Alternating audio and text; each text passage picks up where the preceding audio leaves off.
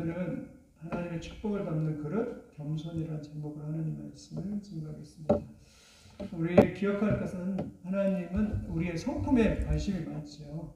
그럼 사람은 대부분 외모를 봅니다. 외모의 아름다움을 봅니다. 그런데 하나님은 우리의 중심을 봅니다. 우리의 마음을 보세요. 다른 말로 하면 우리의 성품을 보죠. 우리가 볼 때는 겉으로 성품이 안 나타날지 모르지만 사실 조금만 경험하면 다 성품이 드러나게 되어 있죠. 그러니까 우리가 갖고야 될 것은 뭐냐면 성품의 훈련입니다. 그러니까 하나님 앞에 쓰임 받으려면 성품이죠. 왜냐하면 많은 사람들이 실력이 없어서 이렇게 무너지지 않습니다. 그리스도 앞에서 성품이 부족해서 무너질 때 참 많습니다. 저도 그래요. 저 이번 주에 이 겸손을 이렇게 준비하는데 제일 겸손하지 않은 것 같아요. 그래가지고 이게 참 어렵구나 이런 생각을 하는데 여러분 우리가 이 성품을 공부하면서 성품을 이렇게 다루는 그러한 역사가 그리고 성품이 성령 안에서 다루어지는 역사가 있기를 예수님의 이름으로 축원을 드립니다. 그래서 오늘은 겸손인데요. 첫째는요. 왜 겸손해야 하냐면 첫째는 하나님은 겸손한 자에게 은혜를 베풀어 주시기 때문에 하나님은 누구에게 은혜를 준다고요? 겸손한 자에게. 그럼 물도요. 높은 데서 낮은 데로 흐릅니다. 물도. 그런 것처럼 하나님 은혜도 높은 데서 낮은 데로 흐르는데 겸손한 자에게 은혜를 주세요. 우리는 은혜를 강구합니다. 은혜는 그랬죠. 받을 만한 자격이 없는 자에게 거저 주시는 하나님의 은총이 은혜인데 그 은혜를 누가 받냐면 겸손한 자가 하나님께 은혜를 받는다라고 그렇게 말씀하고 있어요. 대부분 그래서 어때요?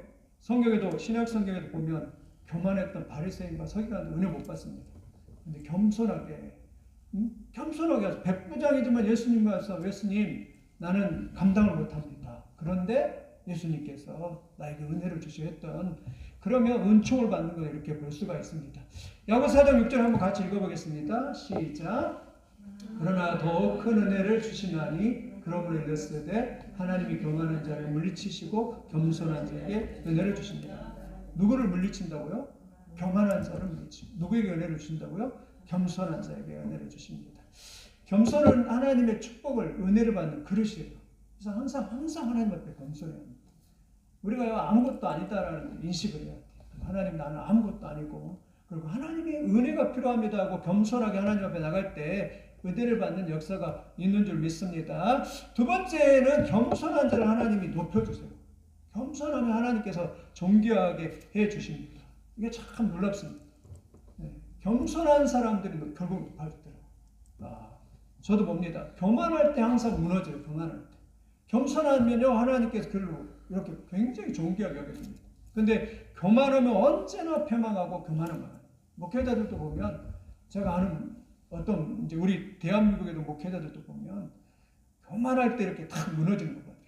그때 얼마나 잘 나갈 때 막 성도들이 막 엄청 많아지고 막 대단할 때 그때 이렇게 무너지는 걸 볼 수가 있습니다. 하나님은 교만한 자를 데려갑니다. 베드로전서 5장 5절 같이 읽어봅시다. 시작. 하나님은 교만한 자를 대적하시되 겸손한 자들에게는 은혜를 주시는 똑같은 말씀이죠. 교만한 자를 대적한대요. 그리고 겸손한 자를 잠언 15장 33절 읽어보겠습니다. 시작. 여호와를 경외하는 것은 지혜의 훈계라 겸손은 존귀의 길잡이라. 겸손은 존귀의 앞잡이래요. 겸손하면 존귀하게 된대요. 또 잠언 16장 18절 읽어보겠습니다. 시작. 교만은 패망의 성공이요 거만한 마음은 넘어짐에 앞다. 교만하면 망한대. 그리고 거만하면 넘어짐의 앞잡이라고 말합니다. 그러므로 베드로전서 5장 6절 보니까 읽어봅시다. 시작. 그러므로 하나님의 능하신 손 안에 겸손하라. 때가 되면 너희를 이기리라. 우리 고난당할 때도 겸손해야 합니다. 그리고 이 말씀 베드로전서 5장 6절 말씀처럼 암송해야 돼요. 때가 되면 뭐가 되면요? 하나님의 때가 되면 누가 높이신다고요? 하나님이 높이십니다. 우리가 고난을 통해서 하나님이 이렇게 낮추셨다가도 때가 되면 하나님께서 우리를 이렇게 높여주세요. 그러니까 주님의 그 임재 안에서 이렇게 낮아질 필요가 있어요. 교만은 언제나 우리를 망하게 합니다.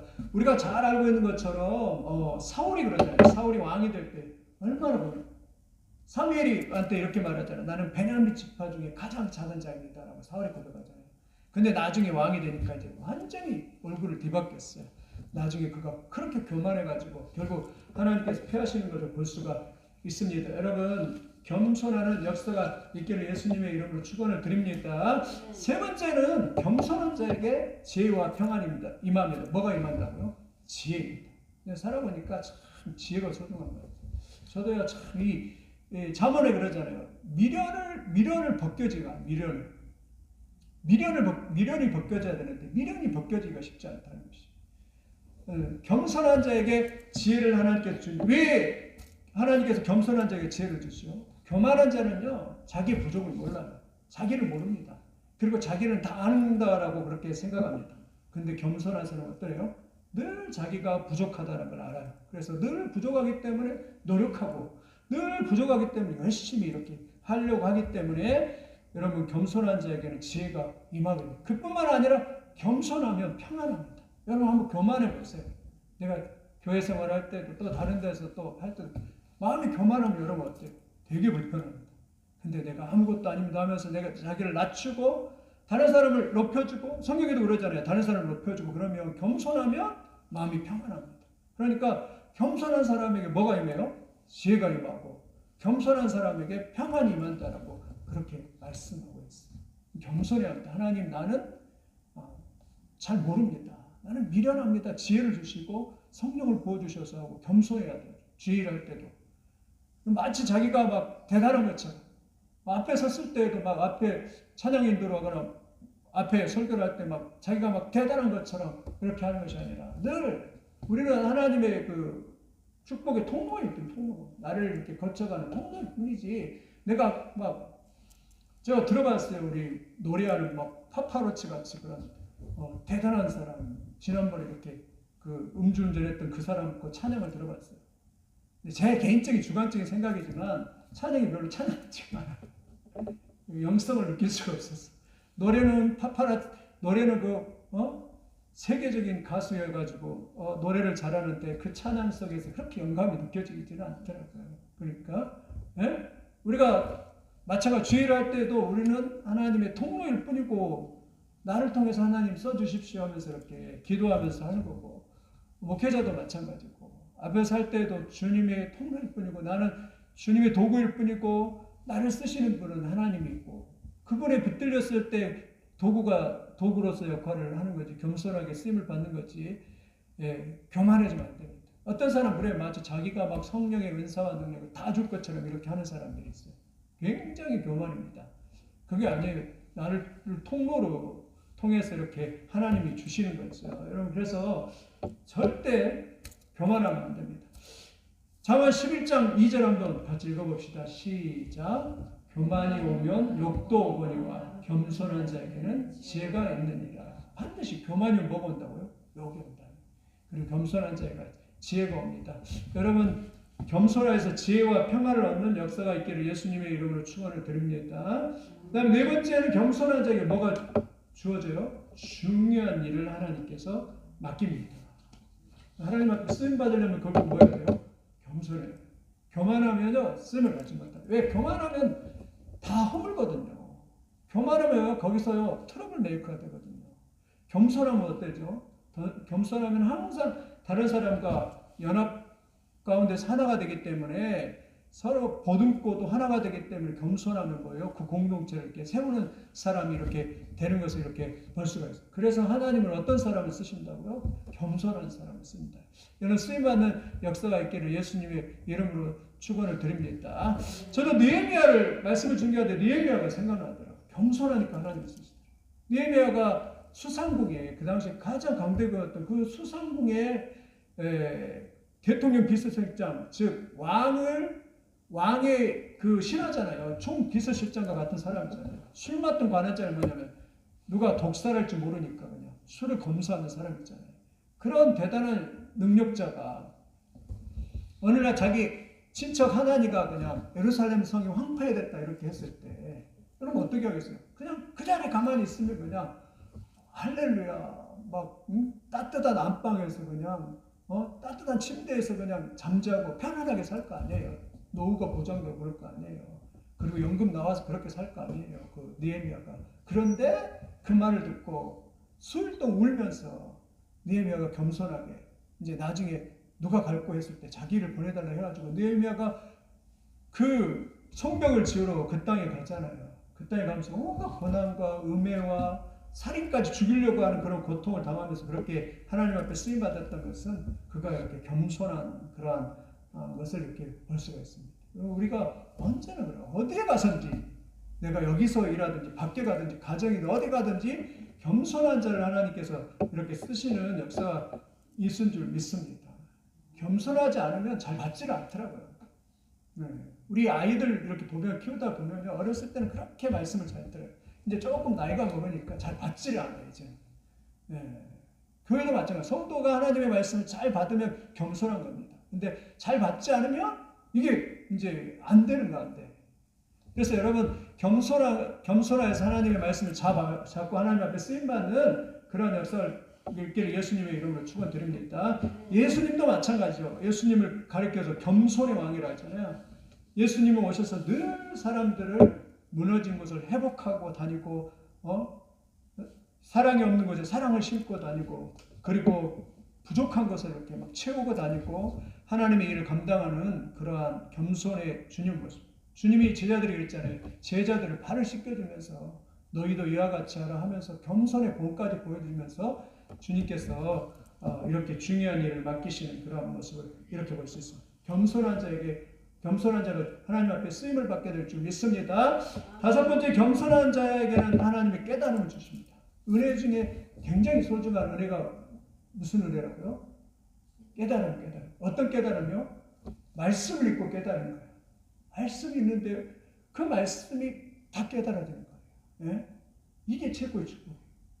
내가 연약할 때 그 말씀이 딱 들어왔는데 그냥 평강이 임하고 또 내가 죄인이었는데 예수 그리스도의 십자가를 묵상하다 그 말씀이 딱 깨달으면서 구원의 감격이 임하고 내가 하나님의 그 사랑과 그 은혜 때문에 감격이 임하고 또 내 인생이 그냥 진짜 낙심과 절망 가운데 있었는데 하나님의 말씀을 읽으면서 깨달아지면서 야 소망을 붙들고 하나님이 나를 붙들고 역사하는구나. 엊그저께도 우리 여기 모임을 갔는데 목사님이 처음 이렇게 굉장히 들어본 말씀을 하더라고요. 그 구절이 뭐였냐면 하는 것 따라서 일단 하나님이 커 보이면 현실이 작아 보이고 현실이 커 보이면 하나님이 작아 보인다. 그리고 제가 그 말씀을 굉장히 깨달아지면서 은혜가 있더라고요. 맞죠? 내가 신앙생활 하다가도 세상이 커 보이고 현실이 커 보이면 누가 작아 보여요? 하나님이 작아 보여요. 그래서 마음이 불편한 거예요. 근데 현실이 작아 보이고 하나님이 커 보이고 현실이 작아 보이면 우리의 마음이 믿음이 생기면서 평화가 임하게 될 줄 믿습니다. 이런 깨닫는 역사가 있기를 예수님의 이름으로 축원드립니다. 시편에도 깨닫지 못하는 사람 뭐가 같다고요? 짐승 것 같아요. 짐승 것 같아요. 깨닫지 못하는 것. 깨닫는 게 얼마나 여러분 다니엘서 보면 느부갓네살 왕이요. 그래도 참 하나님이 사랑이 많은 것 같아요. 느부갓네살 왕이 깨닫지 못해요. 그래서 느부갓네살 왕이 어떻게 하냐면 자기가 정복한 127도를 보면서 와 옥상에 올라가서 감탄을 합니다. 내가 이러면서 나는 대단한 사람이야. 이 127도를 이렇게 정복한 대단한 사람이 이러면서 내가 하는데 그때 그냥 머리가 핑 하고 가버립니다. 그리고 미쳐버려요. 깨닫지 못하니까 짐승이 돼버려요. 7년 동안 소처럼 풀을 먹고 옥상에서 그냥 따로 이렇게 소외돼가지고 왕으로서 살지 못하고 그렇게 내가 하다가 그렇게 핑 가버렸어요. 근데 어느 날 너무 힘들어갖고 하늘로 이렇게 울어보는데 하나님의 총명이 쏙 들어오면서 그때 깨달아요. 하나님 만군의 여호와 하나님 그분이 얼마나 위대하시고 높은지 탁 깨달아요. 그러니까 깨달을 때 이 느부갓네살 왕이 저는 느부갓네살 왕이 구원을 받았을 거라고 생각해요. 왜 하나님은 그를 지극히 사랑하는 것 같아요. 그리고 계속 그를 부릅니다. 꿈을 통해서도 부르고 또 고난을 통해서도 부르고 계속 불러요. 그리고 깨닫게 만들더라고요. 그래서 나중에 하나님을 찬양하는데 그 하나님의 그 찬양하는 것이 너무나 느부갓네살은 아름다워요. 그래서 여러분 깨닫는 것이 은혜인 줄 믿습니다. 깨달아야 돼 말씀을. 은혜를 깨닫고 깨닫는 놀라운 축복의 역사가 있기를 예수님의 이름으로 축원드립니다. 어떤 사람은 못 깨달아요. 못 깨달으니까 어떻게 돼요? 말씀을 보지만 행함이 없고 그리고 삶 속에 적용을 못하는 거죠. 깨달아야지만이 우리가 그 말씀을 적용하고 오늘 저녁에도 맞죠. 겸손해라. 깨달아져야만이 우리가 뭐예요? 겸손한 거죠. 항상 겸손한 역사가 있기를 예수님의 이름으로 축원드립니다. 6번째 마지막으로 겸손한 자에게는 뭘 주신다고요? 부흥을 주신 부흥. 부흥이 뭐냐면 하나님이 찾아오시는 거예요. 말해요. 부흥이 뭐냐면 우리의 하나님이 찾아와서 하나님의 임재를 경험하는 거예요. 하나님의 영이 찾아오면 어떤 일이냐면 우리 영이 회복됩니다. 우리의 마음이 회복되는 거예요. 그게 부흥이에요. 리바이벌. 다시 살아난다는 거잖아요. 하나님이 임하시고 하나님이 역사하셔서 성령이 역사하셔서 우리가 다시 회복되는 것, 그걸 말하면 부흥이라고 그렇게 말씀합니다.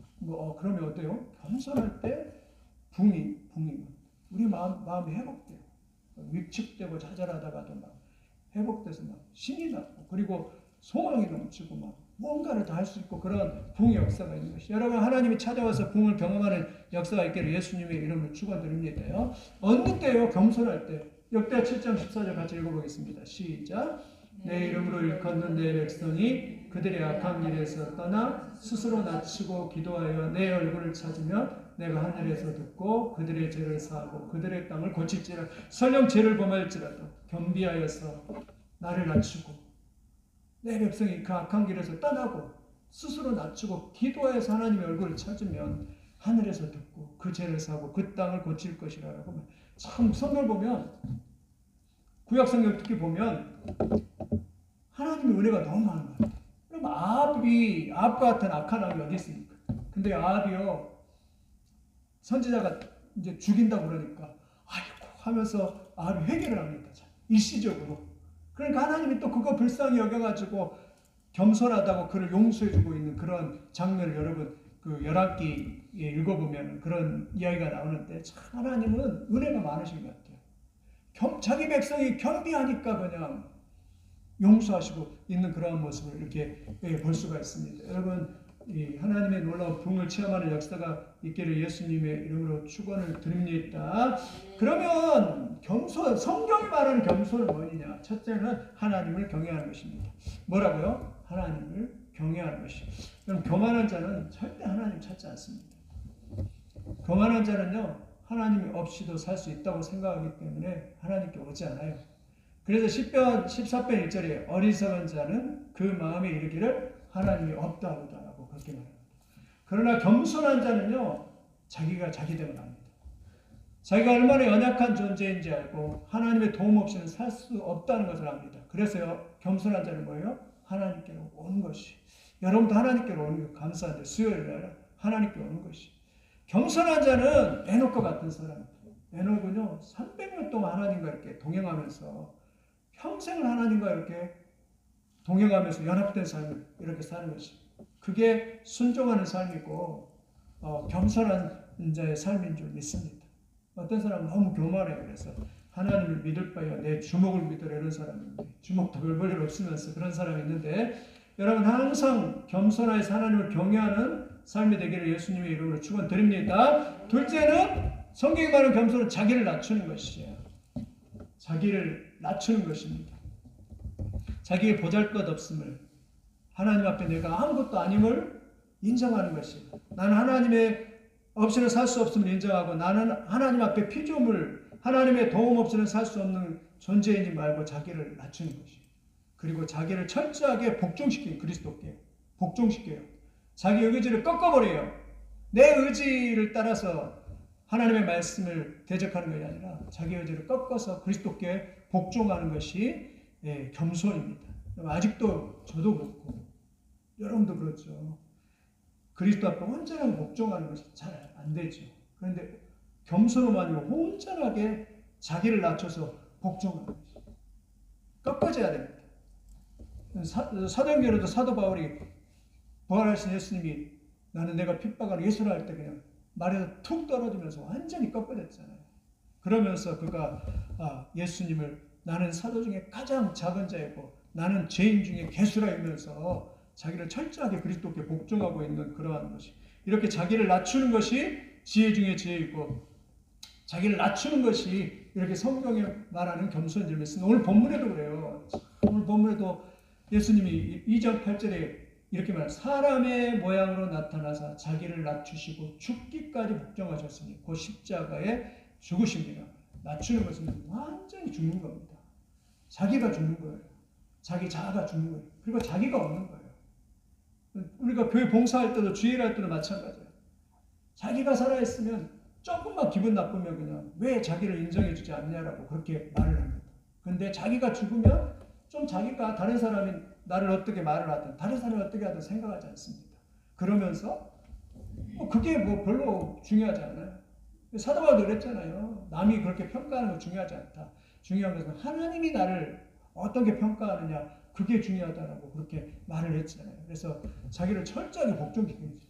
예수님 오늘 본문에도 보면 그 하나님 대신 왕 중에 왕이신 그분이 그냥 다 버리고 그냥 낮아졌어. 그냥 사람들이 욕도 얻어먹고 그리고 막 천한 곳에 태어나고 그리고 별 볼 일 없고 가난하고 병들고 그런 아주 뭐랄까 예수님이 그런 삶을 사셨잖아요. 그러다가 십자가에 못 박혀 결국 십자가에 못 박혀 돌아가셨어요. 그래서 이제 그리스도의 비화를 가리키고 그리스도의 낮아지심을 이야기하고 있는 거예요. 겸손이란 그렇게 자기를 낮추는 것입니다. 여러분 낮출 때 은혜가 있는 줄 믿습니다. 내가 낮추어지면 은혜가 있는 거예요. 낮아지면. 그게 겸손입니다. 세 번째 겸손은 자기의 위치와 역할을 잘 지키는 것입니다. 모든 만물과 사람은요, 자기 위치가 있습니다. 자기의 위치에 있어야지만 아름다워요. 나무는 산에 있어야 아름답고 물고기는 바다에 있어야 아름다워요. 하나님은 각자에게 위치를 주셨어요. 만약에 여기 밥이 있는데 밥이 어디에 있어야 돼요? 밥그릇에 이렇게 담겨 있어야 되잖아요. 근데 밥이 제 볼에 여기에 있으면 얼마나 추합니까? 그렇죠. 국그릇에 있어야 돼요.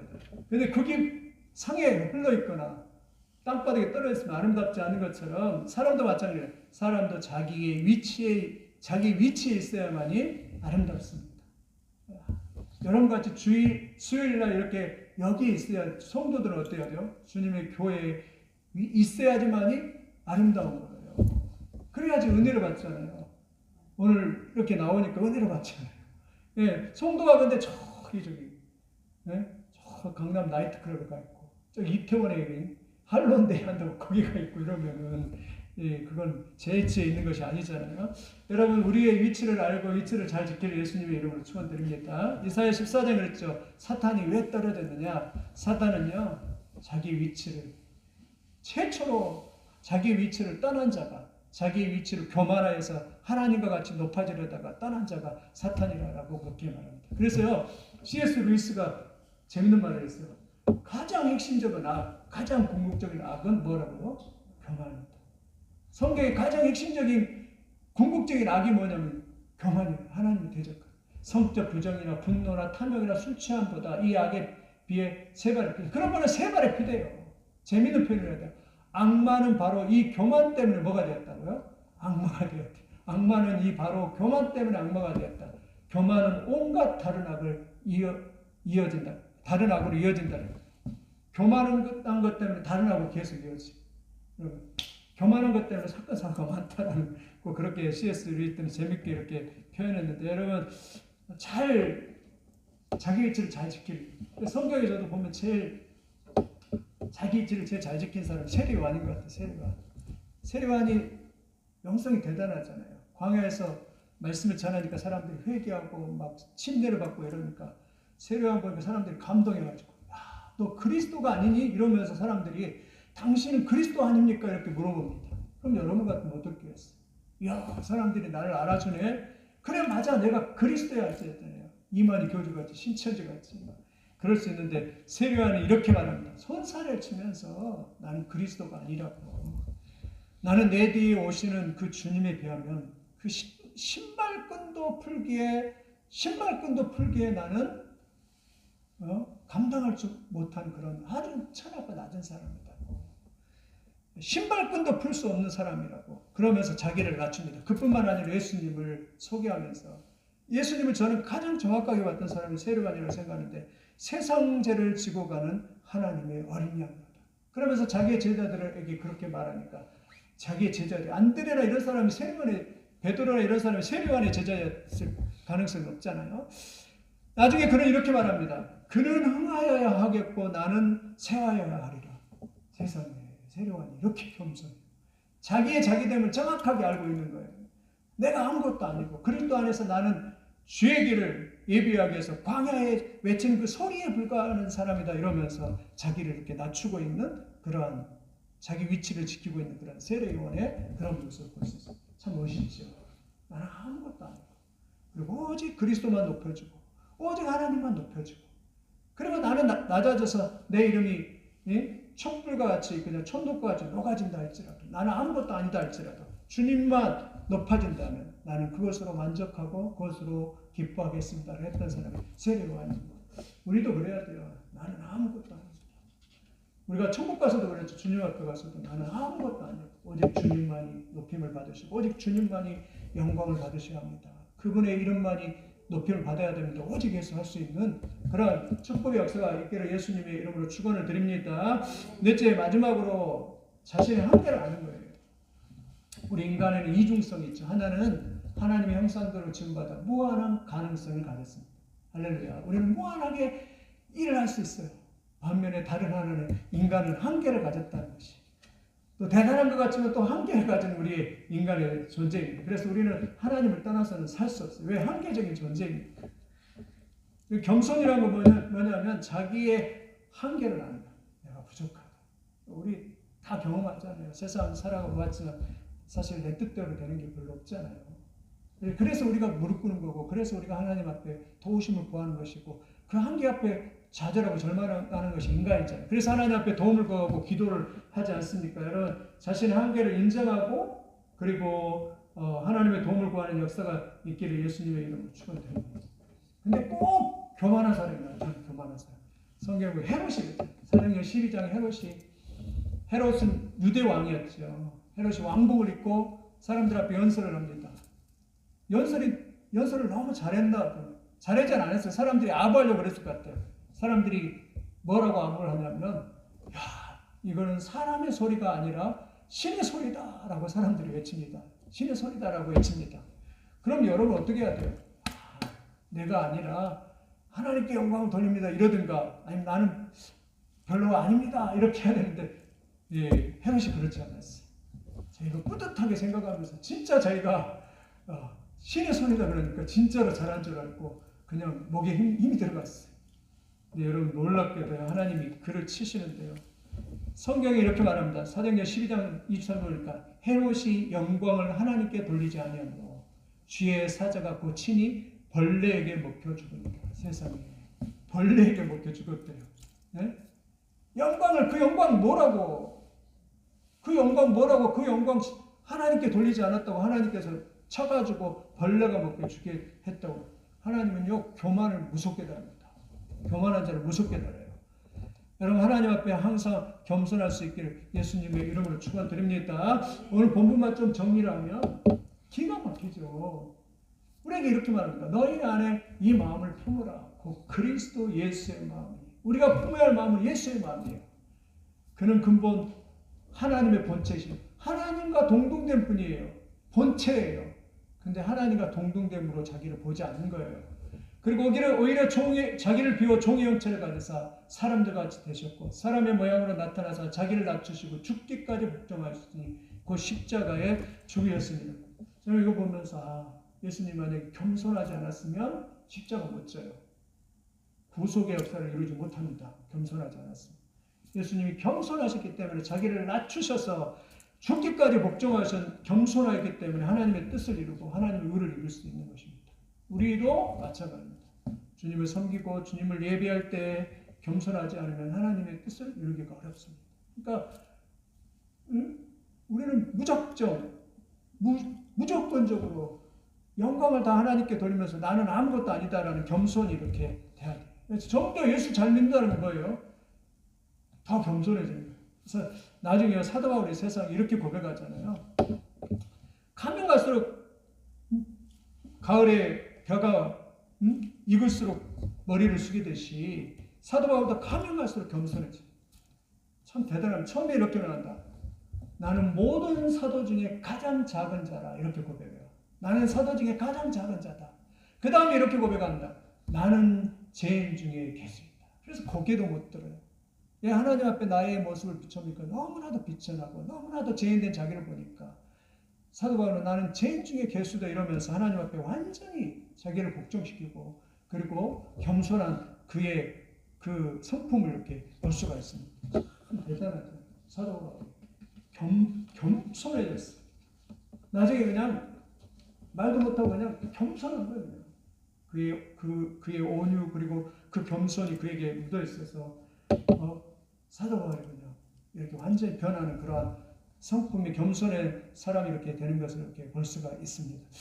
겸손의 은혜가 여러분에게 임하기를 예수님의 이름으로 축원을 드립니다. 말씀을 정리를 하면 겸손의 성품은 평생 씨름해야 합니다. 겸손한 사람의 은혜가 임합니다. 겸손한 사람에게 하나님의 축복이에요. 겸손한 사람이 깨닫습니다. 겸손한 사람이 쓰임을 받고 겸손한 사람이 하나님의 사랑을 많이 받게 있어요. 여러분 오늘 예수님도 그렇게 겸손했더니 지극히 높여 모든 이름에 뛰어난 이름을 주셨다라고 그렇게 고백합니다. 하나님은 겸손한 사람에게 낮추시고 겸손한 사람에게 이제 은혜를 이렇게 풍성하게 보여주셔서 축복하게 될 줄 믿습니다. 우리도 오늘 적용하면 더 겸손해져야죠. 더 낮아지고 더 주님을 사랑하려고 하고 더 말씀대로 살려고 하고 더 주님 앞에 이렇게 낮아져야 합니다. 우리가 더 낮아지지 않으면 하나님이 다루셔요. 그래서 그러니까 지금까지 저도 다루고 하나님께 다루고 있는데 겸손하지 않기 때문입니다. 우리 모두가 낮아져서 더 겸손해져서 하나님 앞에 겸손한 역사가 있기를 예수님의 이름으로 축원을 드립니다.